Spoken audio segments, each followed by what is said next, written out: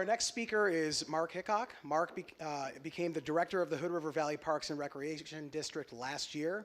The district manages the Aquatic Center and many other recreational facilities, parks, and trails throughout Hood River County. So please welcome Mark.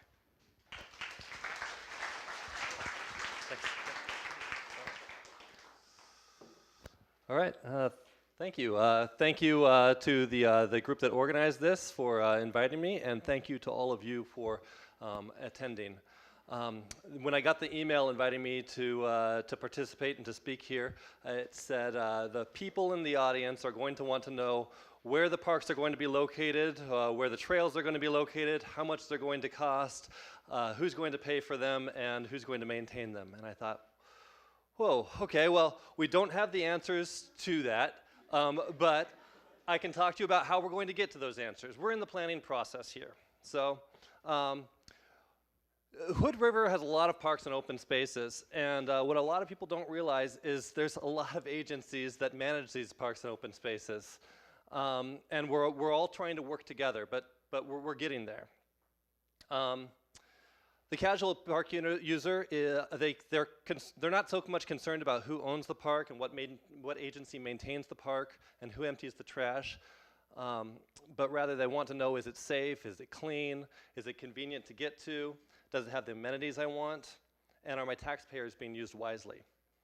So when we look at plans, I did a search for all of the cities in Oregon between 10,000 and 6,000 population. And if the city or the county that city was located in had a comprehensive plan that was adopted. And you can see down here in the yellow that Hood River city or county does not have a comprehensive plan adopted as part of their plan. Now this is a really important thing because this is what gives us a lot of the meat when we are planning for these kinds of developments in order to require park space and put together park space. So I've put together, I've gone to the city, the county, the port, the school district, and we've talked about planning for parks. And everybody's on board, says they all believe that we need to do it, and we are putting together a plan. So a couple of the reasons I mentioned before on why it's important. The goal is that we want to develop one plan. So we saw all those agencies. A lot of people have said, parks, what's your plan for the west side? Well, it's not just all going to fall on parks. This is something that Parks is definitely going to be a partner in this, but we need to work with the city and with the county and with the school district who has some land there. We need to work all together in order to make this a reality. And so if we can get one plan that then is adopted by the city and by the county and that we are using, we're going to be, so far I haven't heard of any other agencies in the state or any other areas in the state that have one plan that the city and the county both work off of, including Parks District as well. So I think that will be groundbreaking.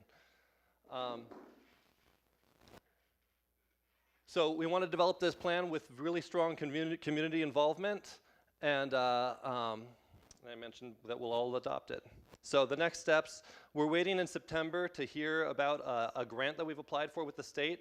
We have it funded, partially funded right now, mostly through the Parks District, but also the city and county and Port District have also contributed to this. So we're really looking forward to working on this parks plan and hopefully having that help complement the West Side plan as we build out and continue this.